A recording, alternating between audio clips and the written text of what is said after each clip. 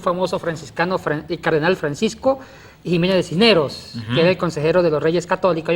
Él fue uno de los que persiguió a los judíos, más que convertir a la fuerza al catolicismo, bautizarlo a la fuerza. Bueno, yo quería hacerte una pregunta, Yatensi.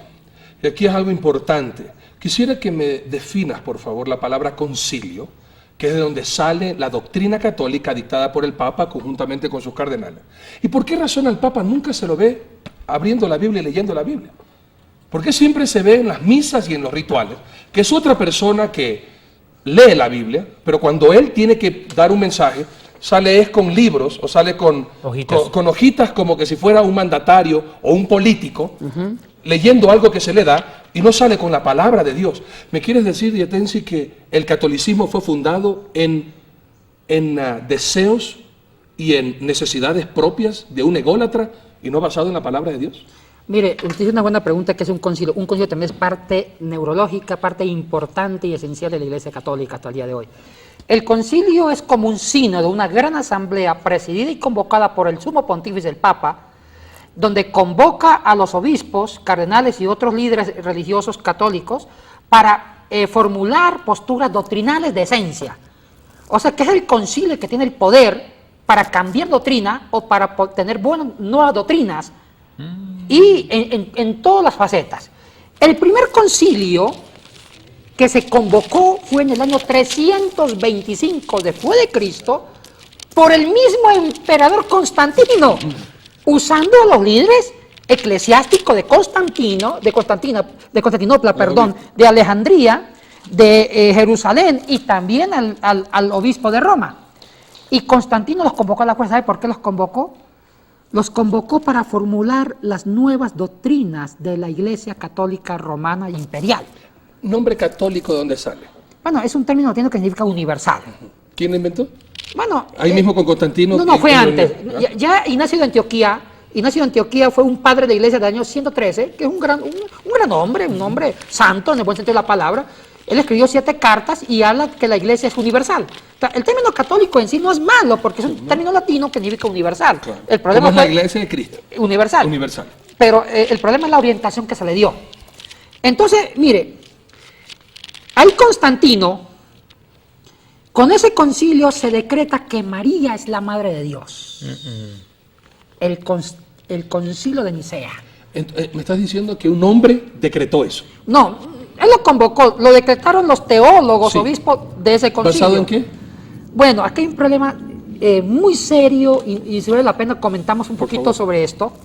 Lo que pasa es que aquí el concilio de Nicea en el año 325 empiezan las nuevas posturas católicas imperiales, doctrinales. ¿Qué pasa? Aquí la Iglesia empieza a usar las categorías de la filosofía griega, de Platón y Aristóteles, para entender el cristianismo. O sea, antes del concilio, la cristología, Jesucristo se la entendía de las categorías judías.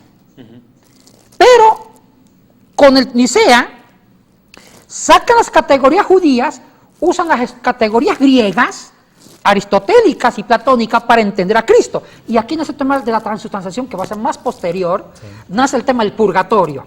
Ahora, pongamos un ejemplo. El tema de la cristología de Nicea nace un lenguaje tan refinado que se llama la unión hipostática. Empezaron a explicar que Cristo tiene 2 naturalezas y una sola persona. Los judíos no manejaban las categorías. El judío creía por fe, Cristo Dios, Cristo hombre, y disfrutaban la aventura de un Dios que dejó de serlo para ser hombre. Ellos más no racionalizaron esa aventura de fe. La influencia griega, ambiciosamente, tratan de descubrir el misterio y tratar de explicar con la metafísica de Aristóteles qué significaba sustancia, esencia, cómo se une lo divino y lo humano, y nace la unión hipostática, que es una influencia griega del lenguaje de Aristóteles. Ahora, ¿dónde entra María acá? Resulta que Arrio, que fue el que causó el concilio, porque Arrio dijo, mire, María es la madre de Jesús. Por ende. Entonces, los de influencia griega, que eran los ortodoxos de Oriente, dijeron, no, está equivocado. Si María es la madre de Jesús, estamos dividiendo la persona de Cristo. Porque los del concilio de Nicea, Constantino y los obispos de Nicea, querían unir las 2 naturalezas en una sola persona. Si decían que María es la madre de Jesús, va a decir, bueno, lo estamos desuniendo, la parte humana, la parte ¿qué? divina. Entonces, para salvaguardar la unidad, digamos que María es la Madre de Dios. Si decimos que María es la Madre de Dios, estamos uniendo lo divino con lo humano. O sea, que usaron esa exquisitez. Usted sabe que la filosofía es bien abstracta, esa exquisitez de la metafísica de Aristóteles, para unir lo divino y lo humano en la persona de Dios y decir que María es la Madre de Dios. Pero era para endiosar a Jesús, era para fortalecer a Jesús, Sí, no a María. no María. Pero, ojo, los efectos secundarios. Eso. Claro. Es O sea, como, pero esa idea- es el problema. eso hay que enfatizar, Pero qué que esa frase era para dar a conocer que Jesucristo es Dios. Es Dios y bueno, ahí En estaba carne, bueno, pero encarnizado. es como cierta medicina. Cierta medicina te puede curar una Una cosa enfermedad te de enferma, riñón, sí. pero tiene un efecto que te puede generar un cáncer, Así. algo peor todavía. Sí. Y eso fue el problema Eso es lo que pasó. a María se sacralizó en el Concilio de Trento Claro. y se le endiosó. Ahí están los efectos negativos de Vayamos en eso. Colosenses 2.8 dice lo siguiente, y por favor presten atención. Mirad que nadie os engañe por medio de filosofías y huecas sutilezas, según las tradiciones de los hombres, conforme a los rudimentos de este mundo, y no según Mashiach, no según Cristo. Ahora, ¿qué pasa acá? Algo dijo, permítame meter mi cuchara a este plato. Dice lo siguiente, Yatensi, dice en los principios fue una concepción judía la que legisló la iglesia. Es que es lógico, es que por amor a Dios, Yatensi, vos me va a dar la razón. Es el Dios de Israel, es una Biblia inspirada por el Espíritu Santo, escrita por manos judías, con mentalidad judía, con costumbres judías que son parte de la Biblia. Nadie puede entender la Biblia sin entender un poco de las costumbres. Son necesarias porque forman parte del diario vivir, de la historia de la Biblia. Totalmente de acuerdo. Entonces, la mentalidad de los primeros 100 años de la iglesia era una mentalidad judía porque quienes estaban a cargo de la iglesia eran judíos, eran apóstoles judíos con una mentalidad judía, estaban llevando un pensamiento judío. Entendé que el concepto del Mesías no lo hicieron los griegos, lo hicieron los judíos. Éramos nosotros los que teníamos la idea del Mesías y que se expandió al mundo entero. Ahora partamos de un punto. Cuando viene la helenización de la iglesia, ahí viene un problema. Y cuando digo helenización es cuando tocan la filosofía griega y la incorporan, esa casi filosofía y hasta la mitología griega, la inculcan dentro de la Iglesia Católica Romana y llega hasta nuestros días. Y ahí es donde Yeshua dice esta frase, y por favor entienda. Jesucristo dijo, ustedes han invalidado el mandamiento de Dios por vuestra tradición, Mateo 15, verso 7. Hipócritas, bien profetizó de ustedes el profeta Isaías cuando dijo, este pueblo de labios me honra, pero su corazón está lejos de mí, pues en vano me honran, en vano, es inútil, enseñando como doctrinas mandamientos de hombres y no según la palabra de Dios. Es que eso es lo que ocurrió en la Iglesia Católica. El fundamento del catolicismo prácticamente es la tradición. Los católicos, los concilios católicos, con mucho respeto, entiendo, ellos fueron los que dictaminaron la doctrina. Entonces yo digo, si los hombres determinan cuál es la doctrina, entonces ¿para qué estaba escrita la Biblia? ¿Acaso no estaba aquí la doctrina? De acuerdo. Hablemos diciembre 8, 1854, Concilio de Trento, el Papa Pío IX decreta lo siguiente: María, Inmaculada Concepción, nace sin pecado concebida, da a luz a Jesucristo y continúa en su virginidad perpetua. Y después, posteriormente, estamos hablando cerca ya en noviembre 1 de 1950, que viene y decreta que María ascendió a los cielos en cuerpo y alma. La Asunción. ¿Es eso bíblico, Yates? No, para nada. Pero la gente que ahora... Y hay que tener cuidado aquí, hermanos. Por favor, le estamos diciendo las fechas, los concilios, los papas. Es cuestión de buscar en la historia para ver si esto dice la Biblia o lo dice y lo dictó un hombre inspirado en qué. Bueno, mire, justo yo me atrevo a decir que el primer concilio que ya dejó una ventanita abierta, David y Arturo, fue el concilio de Nicea cuando se trató de salvaguardar la unidad de Cristo divino humano, diciendo que María es la Madre de Dios. Ay, ese tema, volvé a ese tema. Para un segundito, ¿te puedo detener en ese tema, por favor? Cuando tú dices María, Madre de Dios, Para mí es una herejía. es una total herejía, con mucho respeto. Estamos diciendo que fue la abuela De Jesús. de Jesucristo. Porque mira, el católico cree en una Trinidad, Padre, Hijo y Espíritu Santo. Ya, ese es otro tema. Padre, Hijo y Espíritu Santo, ya, ¿ok? Entonces, si es Madre de Dios, tiene que ser Madre del Padre y al mismo tiempo del Espíritu Santo. Ahí está el error. El hecho que sea madre del Dios Padre la convierte en la creadora de Dios. O sea que María Bueno. existe desde antes que Dios. Superior, la reina de los cielos. Perdón, es eterna ante Dios. Antes que Dios está María. Y al ser la madre del Dios Padre se convierte en la abuela de Jesús. Y ahora, ¿qué parentesco tiene con el Espíritu Santo? Me quedo pensando. No, mire, esto fue una atrocidad. Estoy totalmente de acuerdo. ¿O no? contigo. ¿Herejía o no? Herejía de las buenas. Terribles. Una gran herejía. ¿Por qué? O sea, la intención, quiero ser muy justo acá, la intención fue buena, pero el remedio fue nefasto. Peor el remedio que la enfermedad. Exactamente. La intención fue salvaguardar la unidad, lo divino y lo humano. Estamos en lo correcto. Pero la receta fue catástrofe. Al decir que María es la madre de Dios, estoy de acuerdo con lo que dice usted, David. Quiere decir que María es la madre del Padre, la madre del Espíritu Santo, o sea, que es la creadora del Dios, porque una madre fecunda da a luz. Bueno, eso es un desastre. Paganismo. Ahí nació y paganismo. Y mire, y a mí me suena esto como más modelo de los mitos griegos. Claro, es un mito La griego. diosa, la madre de Zeus, la madre de la tierra, Gea, todo esto.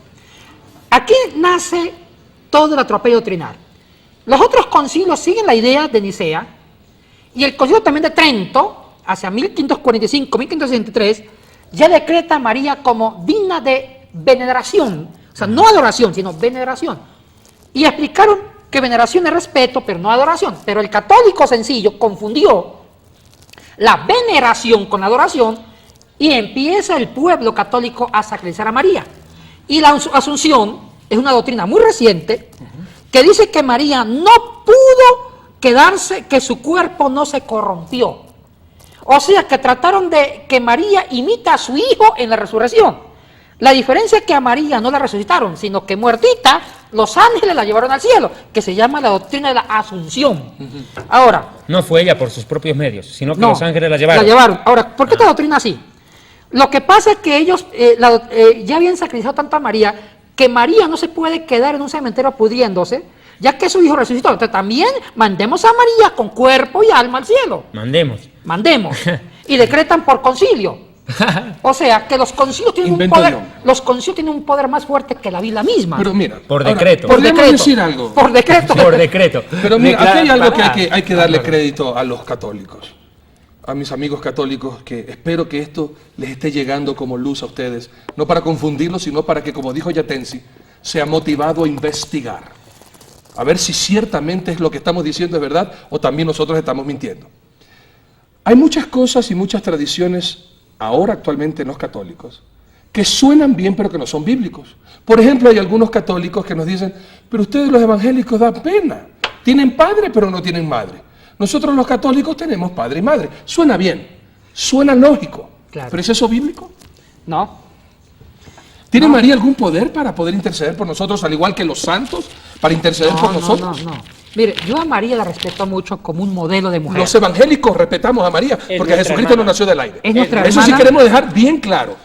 Tenemos respeto Y por María. reconocemos que María fue obediente en la mano de Perfecto, Dios. perfecto. Fue un instrumento en la mano de Dios, cumplió su tarea, que Dios le encomendó a ser la madre del Mesías, Así es. del ser humano, del Yeshua. Eso lo tenemos claro. Y yo a María, predico a María como modelo de madre, Así es. modelo de esposa y sierva de Dios y una santa Así es. en el buen concepto de la palabra.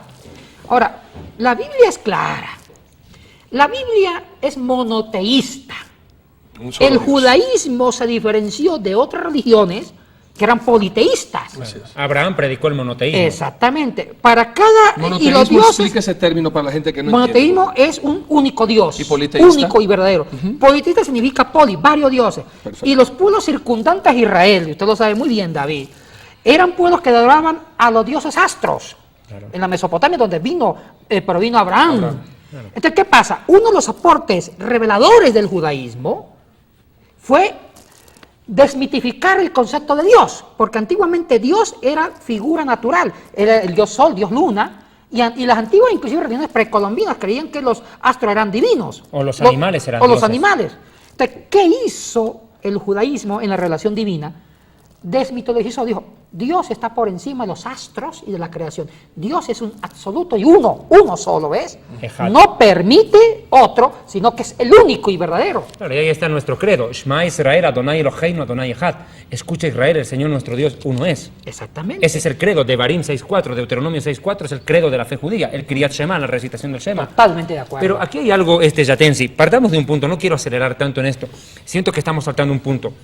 El católico romano, en el año 431, tengo este dato, comienza la adoración y la veneración a la Virgen María. Bien. El Concilio de Calcedonia. ¿Perdón? Concilio de Calcedonia. Ok. Ahora quiero aclarar un punto. Según este pasaje, los católicos veneran a María. Yo no soy un erudito en latín, pero entiendo que la palabra veneración viene del latín venerati. Sí. Y el latín venerati es arrastrado del hebreo Hoshiana, que significa sálvanos ahora. Disculpa, en mi país se dice la misma cholita con nuestra pollera. Por tanto, el católico sí adora a María, aunque no lo quiera reconocer. Y aquí entra este punto, mis amigos. Jesucristo le dijo algo a Satanás. Solo al Señor tu Dios adorarás, solo a Él adorarás y solo a Él servirás. Mirá, se lo dijo al diablo. Perdonad con mucho respeto, pero creo que algunos más tendrían que escucharlo. Esta es una debilidad justo y bueno que lo toque David, para aclarar.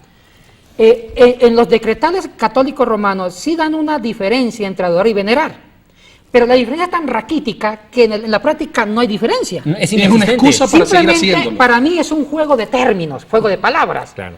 Pero en la práctica yo no veo una diferencia entre venerar y adorar, es lo mismo. No, empezamos por ¿Está eso. de acuerdo? Aquí hay una palabra. La idolatría, ¿no? No, hay un punto. En el judaísmo tenemos una mitzvah, un mandamiento que dice honrarás a tu padre y a tu madre.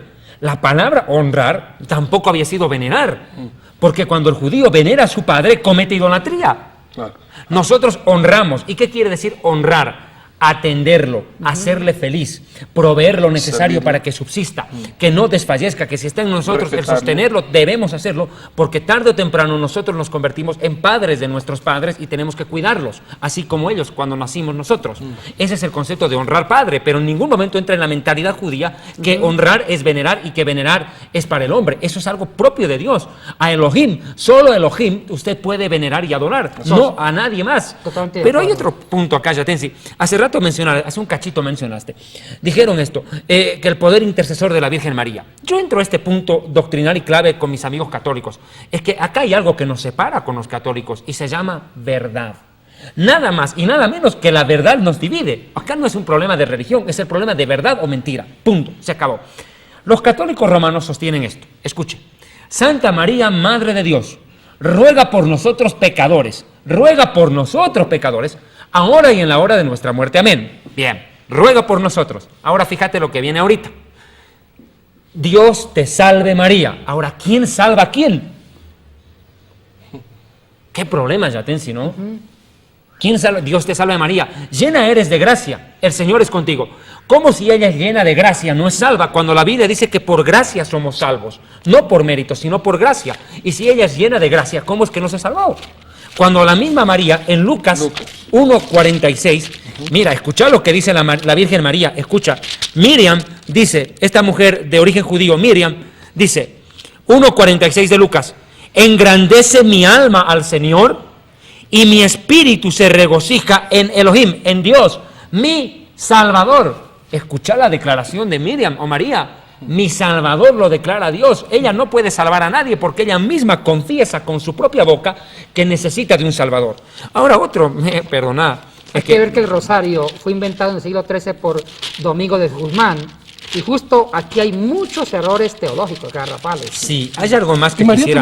también es una víctima, al igual que Pedro. A Pedro lo hicieron papa y a María intercesora de la humanidad, cuando ella misma y él mismo reconocen que necesitaban a Jesucristo como Salvador. Pero escucha acuerdo, esto, claro. pero mira, escucha esto. Según los católicos romanos, nuestros amigos católicos romanos, sostienen que la Virgen es la madre de todos los creyentes. ¿Estoy equivocado? Así sostienen ellos. Ellos sostienen. Sí. Sostienen que María es la madre de todos los creyentes. A la luz de la Biblia, nuestra madre es otra. Escuche quién. Sí, yo sé. Gálatas 4:26. Mas la Jerusalén de arriba, la cual es madre de todos nosotros, es libre. ¿Cuál había sido la madre de toda la iglesia? Jerusalén. La nueva Jerusalén que está en el cielo. No había sido ninguna mujer. Había sido nada más y nada menos que la nueva Jerusalén en el cielo. Si hay una madre para la iglesia es esa, y si hay un padre es Dios, no el hombre, Benedicto XVI. Así es. Pero eso es que yo estoy tratando de hacer las preguntas de las personas, recordando cuando yo mismo era católico y escuchaba todas estas verdades y me trastornaba saber que todo lo que yo creía en ese momento es mentira, Yatense. ¿Cómo así? Tú que fuiste al seminario católico y viste la verdad en la Biblia, ¿cómo es que ahora los curas, y con mucho respeto a ustedes curas, que tendrán que pararse ante el trono de Dios y tendrán que dar cuenta de continuar en la farsa y la mentira, temiendo más a los hombres y no a Dios, y que ustedes piensan y saben claramente la verdad de la Biblia, y que ustedes están prostituyendo al pueblo ecuatoriano y al mundo entero, enseñando mal? ¿Cómo es que tú te viste y los demás no ven, Yatense? ¿Cómo es que tú te diste cuenta de que 2 más 2 son 4 y que eso es la realidad y no la mentira que todavía se sigue profesando? Y como vemos nosotros en nuestro país, yo sé que ustedes dos son extranjeros, pero yo como ecuatoriano y estoy hablando, ¿por qué en los pueblos primero empieza la misa y el cura y después sacan a pasear a los muñecos y después todo termina en una pachanga con gente borracha en los pisos? Mire, hay una cosa que hay que aclarar. Los curas no son ignorantes, eso es lo más triste. Son los más sabios. Son sabios. Y no todos los curas, porque los que estudian para ser, pongamos, párrocos, lo que se llama el clero diocesano, bueno, tienen otro tipo de formación, más hacia la doctrina. Los curas religiosos, los que son jesuitas, salesianos, son eruditos, estudian la Biblia científicamente. Y mire, Arturo y David, muchos curas no creen en lo que predican los domingos. Bueno, partamos de ahí. No Yo he creen. conocido rabinos que no creen en Dios, son ateos. Sí. Y también seguramente habrán sacerdotes Claro. católicos que son ateos. No que han creen. estudiado tanto, han dudado tanto, es que han estudiado la Biblia a la luz de la filosofía que sacaron a Dios. No, Explícame eso porque estoy pensando como los que están escuchando. ¿Cómo No, que los sacerdotes no creen No en creen en Dios? purgatorios, porque ellos sí saben la verdad. Lo que pasa, mire, voy a contar una experiencia muy increíble. Cuando entré a la Javeriana a estudiar Biblia, un doctor en Biblia, Alberto Parra, nos dicen: muchachos, a partir de este momento van a saber la verdad y nada más que la verdad, pero no podrán predicarla en los templos católicos. ¿Por Es qué? para usted solito. Entonces le pregunta a un compañero mío: disculpe, doctor, entonces ¿qué vamos a predicar? Y él responde: ustedes predican lo que la gente cree. ¿Qué cree la gente? Purgatorio. Prediquen purgatorio, prediquen agua bendita, pero ustedes van a saber erudición bíblica. Y miren que yo aprendí la erudición bíblica siendo con los jesuitas. Aprendí papirología, griego, hebreo con ellos, y tuve maestros rabinos, porque en las universidades católicas ellos son profesionales, son otros, son doctores. Tuve 2 maestros rabinos en Torá, de Jerusalén, del museo, del Instituto Bíblico de Jerusalén, rabinos de origen tanaítas, que eran los genios del los judaísmo. genios. Y mire, y también tuve un maestro protestante en historia de la iglesia. O sea, que ellos aprecian la erudición, la investigación, pero no la pueden enseñar. De cuando yo escucho eso, se me acabó el mundo católico. Y muchos curas son más evangélicos, pero no se salen por miedo. Bueno, hay muchos también intereses, ambiciones. Vuélveme Y a eso no- repetir eso que me dejaste a mí loco, y yo estoy seguro que ustedes, amados amigos católicos, no lo van a creer. Tú me estás diciendo que los curas saben, pero predican lo que la gente cree. Claro. Ellos saben que no tienen que tener estatuas, que no hay que inclinarse. Pongo un ante ellos. ejemplo, Arturo, Por el favor. purgatorio. Por favor. Vamos al purgatorio. ¿Se inventa cuándo esa doctrina? En el año Mire. 593. El purgatorio ya tiene un trasfondo griego antes de Cristo con Platón. El purgatorio está en el libro de los Macabeos, pero estos libros son de origen griego Así es. y tienen Así es. la influencia de la sociedad griega. Filosofía y mitología griega. Totalmente de acuerdo. Ahora, el purgatorio nace inclusive en la República de Platón. Platón fue un gran filósofo, el maestro de Aristóteles, discípulo de Sócrates. Estamos hablando del siglo IV, siglo V antes de Cristo. Platón era un dualista. Creía que había 2 realidades: el mundo perfecto, las ideas que eran inmaculadas, perfectas, espirituales, y el mundo humano, material. La materia era mala, imperfecta, asquerosa. Entonces, ¿qué era un ser humano? Un ser humano era la mezcla, el compuesto de lo divino, de lo espiritual, del mundo de las ideas con el mundo material. Entonces, un ser humano, pongamos usted, Arturo, usted antes de nacer de su mamá, usted preexistió en el mundo de las ideas. Resulta que un demonio artífice llamado Demiurgo, según Platón, cogió la idea de Arturo. Arturo en el cielo era perfecto, lindo, hermoso. Pero un demiurgo, sin vergüenza, lo cogió y lo plasmó en un cuerpecito con defecto. No me lo ataques a mi amigo, ¿eh? Con defecto. Pero, ¿qué es la muerte para Platón? Lo mismo que para Sócrates. Es que el cuerpo para Platón es la cárcel del alma. Así es. Entonces, la muerte es que el alma se libera de ese estuche, de esa cárcel, y regresa al mundo de las ideas, que era persistente. Entonces, ¿qué pasa ahí? Ahí muchos cristianos de corte griego cogen las ideas de Platón y las cristianizan y vuelven un sancocho. Pero cuidado, Platón dijo, cuando una idea que ya fue dañada, contaminada por la materia del cuerpo, se muere y regresa al mundo de las ideas, tiene que purificarse. Claro. Que ahí es O donde sea viene que el purgatorio. Platón dio la idea de una purificación cuando el alma regresa al mundo de las ideas, porque fue Platón el que inventó la inmortalidad del alma del concepto griego, ojo, griego. Claro. Ahora, ¿qué pasa? Viene Agustín de Hipona, que fue el que inspiró a Gregorio el Grande. Agustín de Hipona dijo, hablemos de un purgatorio, cristianizó a Platón, dijo, mire, Platón está diciendo que cuando un alma sale del cuerpo, tiene que pasar por unos años en un purgatorio para purificarse. En un reformatorio. En un reformatorio. Entonces viene el Papa Gregorio Magno en el año 597, 593, cuando era Papa, y vuelve doctrina, purgatorio. Toda alma, todo ser humano que muere, tiene, antes de ir al cielo, tiene que purificarse de acuerdo a sus pecados por un tiempo en el purgatorio, que es candela, que es el término intermedio entre infierno y cielo. O sea que el origen del purgatorio no es bíblico, Por demás está Cristo. no que del Antiguo murió Testamento, entonces. ni tampoco es del Nuevo Testamento, sino que es de la filosofía griega y también después gnóstica de los dualistas griegos. Y eso lo saben todos los curas.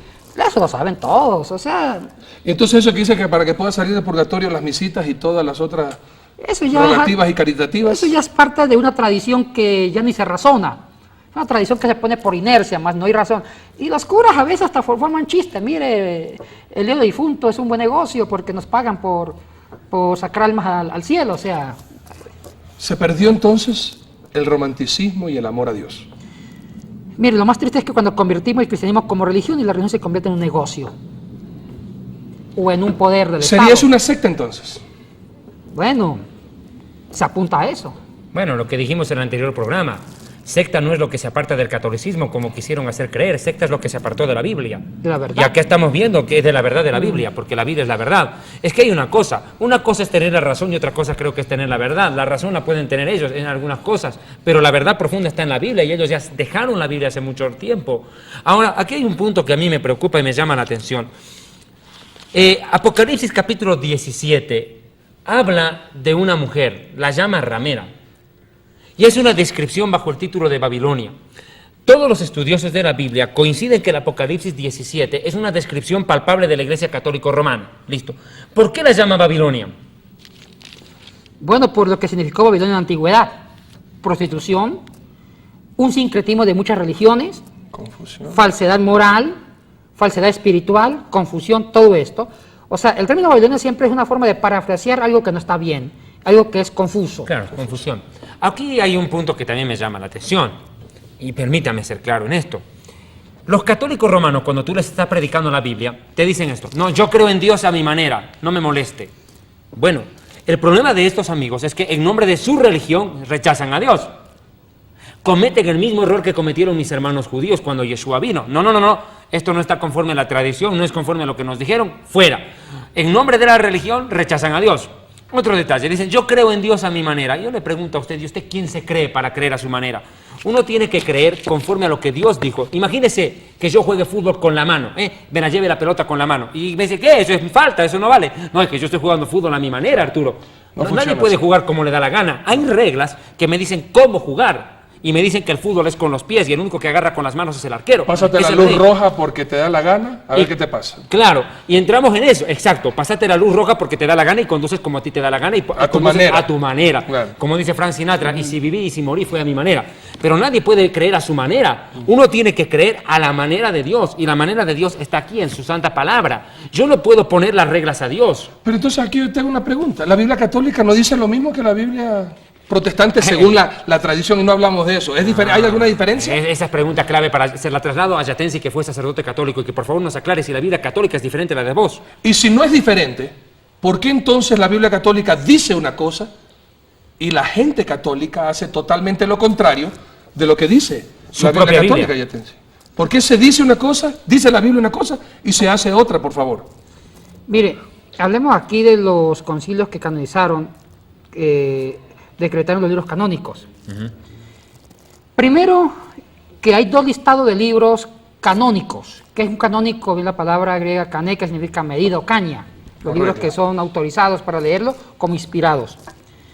Los judíos volvieron el Antiguo Testamento canónico en el siglo I. Sí, señor. Después de Cristo, inclusive hacia el año 90, que se llama el Concilio de Annia, donde se reunieron los judíos en todo el territorio, los judíos bajo el territorio palestino, se reunieron y canonizaron las escrituras antiguas, que estaban en un texto hebreo muy antiguo, y varios textos en paleohebreo, la Torá, libros históricos, los Ketubín, Neveín, etcétera, etcétera.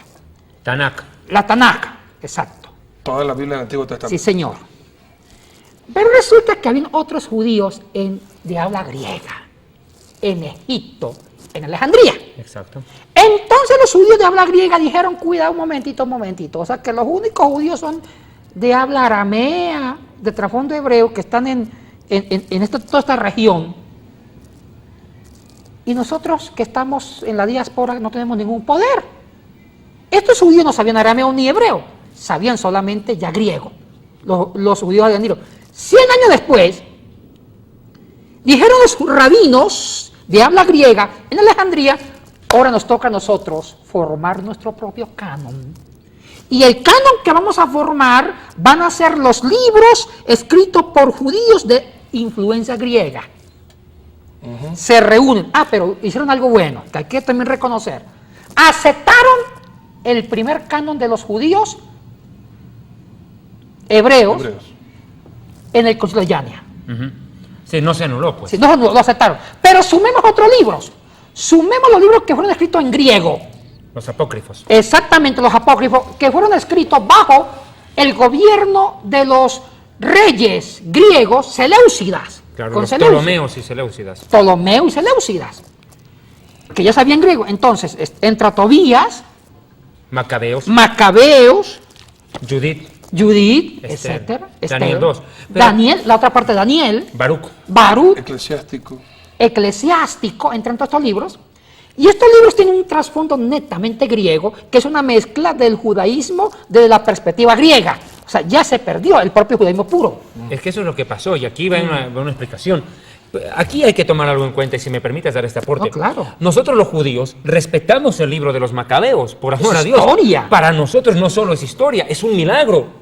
Excelente el libro. Si nosotros no sobrevivíamos en la época del Hanukkah, no hubiera habido cristianismo. Partamos de ahí. ¿Por qué? Y lo digo muy bien. Los griegos estaban decididos a exterminarnos. Y Dios levantó a Judas Macabeo y provocó una rebelión impresionante. Arrasa porque los griegos dijeron, dejen de circuncidarse, y lo consiguieron. Muchos judíos dejaron de hacer el brit milá o circuncisión. Obligaron a que no guarden el sábado. Querían meternos la filosofía y la mitología griega y hacernos olvidar de la Torá. Entonces el choque ni siquiera fue un choque netamente político, fue un choque entre la verdad contra la filosofía. Un choque entre la Biblia y la filosofía, y los judíos nos impusimos. Y eso es una parte de nuestra historia clave. Fíjate vos que el profeta Daniel, cuando habla en la estatua de Nabucodonosor, habla del vientre de bronce. El vientre de bronce sabemos por escatología básica que representa al imperio griego. Daniel profetizó entonces que los griegos someterían a Israel, y eso ocurrió en esa época. Antíoco Epífanes y compañía cumplieron las profecías de Daniel. Que un judío no lea Macabeos no va a entender lo que es el Hanukkah. Y regresando nuevamente, la diferenciación. Sabemos que hay la diferencia entre libros, pero ¿qué tal en el texto? Ahora, entonces, ¿qué pasa con los judíos de habla griega? Se reúnen 100 años después y canonizan libros, como usted explicó, que también hablan de la historia judía. Los Macabeos preciosos, es un milagro de Dios, claro que sí. Y también el libro de Tobías, que tiene su encanto también, un milagro de Tobías, con el tema de la ceguera. Claro. Entonces se canoniza y ellos lo suman al canon que habían hecho los judíos en toda la región de Palestina, en toda esa franja. Se suman esos libros. Entonces hay dos listados, el listado de Yania y el listado alejandrino 100 años después. ¿De qué pasa con la Iglesia Católica? Aquí vemos la diferencia entre la Biblia protestante evangélica y la Biblia católica. Entonces, la Biblia católica, ¿qué hizo los católicos? Aceptaron los dos cánones. Aceptaron el canon judío, porque sí, la Biblia católica sí aceptan el canon judío del Antiguo Testamento del Concilio de Yania. Decir lo contrario, tampoco no seríamos correctos con ello, en la verdad, en honor a la verdad. Pero también aceptan el canon de los judíos alejandrinos. Dos cánones. ¿Qué pasa con los protestantes? En los evangélicos hay opinión diversa. Las iglesias históricas, algunas, no todas, como algunos presbiterianos, luteranos, aceptan los dos cánones en cuanto a Antiguo. Estamos hablando de Antiguo Testamento, cuidado, no Nuevo. Porque entre el Nuevo Testamento ya todos coincidimos. Católicos y evangélicos coincidimos en los 27 libros del Nuevo Testamento. Aquí no hay problema. El problema es el Antiguo. Entonces los judíos, perdón, algunos protestantes aceptan el canon judío de Yania y el canon alejandrino. Los protestantes fundamentalistas conservadores de las colonias americanas del siglo XX solamente aceptan el Antiguo Testamento del Concilio de Yania, mas rechaza como apócrifos el canon alejandrino. O sea que aquí hay ópticas muy diferentes. Ahora, yo personalmente acepto la tradición y por lógica solamente el Concilio de Yania, no el Concilio alejandrino, como inspirado, pero tampoco anulo los libros alejandrinos porque hay riqueza espiritual en Macabeos. Pero aquí ya estamos en la parte conclusiva del programa. Yo quiero tocar un punto que me parece clave. Los católicos suelen protestar contra los protestantes al decirles, ustedes tienen una Biblia falsa porque les faltan libros. Bueno, yo digo, mis amigos católicos, si ustedes tienen más libros que los evangélicos, ¿por qué no los leen? O sea, el problema ni siquiera es que ustedes tengan más o menos, el problema es que no los leen. Es que no se lee, ese es el gran problema. Pero aquí hay una razón, es que hay una razón, ¿y sabes por qué? Los sacerdotes prohibieron leer la Biblia a los católicos. Y es más, viene el oscurantismo, y encima les dicen que si leen la Biblia se van a volver locos. Cuando Jesucristo dijo, vayan y prediquen el Evangelio, escudriñen las Escrituras, los sacerdotes dijeron, no, los que quieren aprender la Biblia, entren al convento o al monasterio, pero afuera no. ¿Qué piensas de eso? Mire, es cierto.